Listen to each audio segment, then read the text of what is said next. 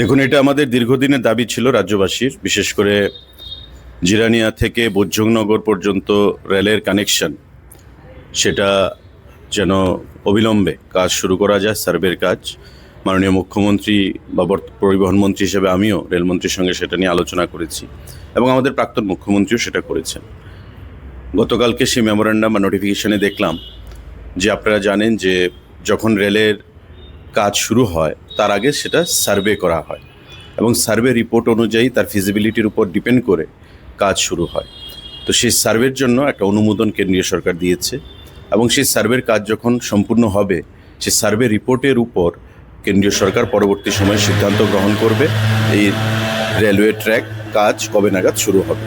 তো আমরা মাননীয় প্রধানমন্ত্রীকে ধন্যবাদ জানাবো, কেন্দ্রীয় রেলমন্ত্রী অশ্বিনী বৈষ্ণবজিকে ধন্যবাদ জানাবো এবং আমাদের রাজ্যের মুখ্যমন্ত্রী প্রফেসর ডক্টর মানিক সাহাকে এই প্রয়াসের জন্য ধন্যবাদ জানাবো, যে দীর্ঘদিনের মানুষের একটা দাবি সেটা ছিল এবং রেল মন্ত্রক সেই দাবিকে সমর্থন করেছে এবং সেটা সমর্থন করে সার্ভের কাজ শুরু করার জন্য সেখানে নোটিফিকেশন বেরিয়েছে।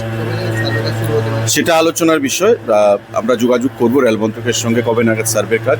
নোটিফিকেশন বেরিয়েছে, সার্ভের কাজ যখন শুরু হবে আমরা নিশ্চয়ই সাংবাদিক বৈঠকের মাধ্যমে সেটা জানিয়ে দেব।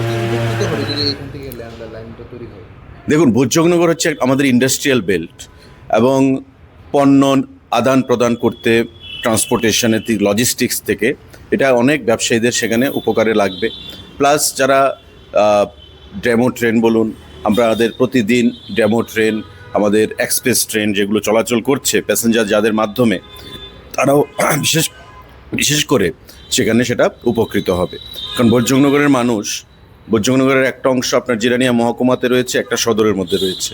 তো সেখানকার মানুষ যারা রেল স্টেশনে যেতে চায় বা রেলের মাধ্যমে দক্ষিণ জেলা বা উত্তর জেলা, ধলাই জেলার সঙ্গে যোগাযোগ স্থাপন করতে চায়, চাকরির ক্ষেত্রে হোক, ব্যবসা বাণিজ্যের ক্ষেত্রে হোক, তাদের জন্য একটা বিশেষ লাভালাভ হবে। পাশাপাশি শিল্পনগরী হিসাবে এখানে পণ্য আনা নেওয়া সমস্ত কিছু করতে শিল্পপতিদের, ব্যবসায়ীদের একটা বিশেষ লাভালাভ হবে।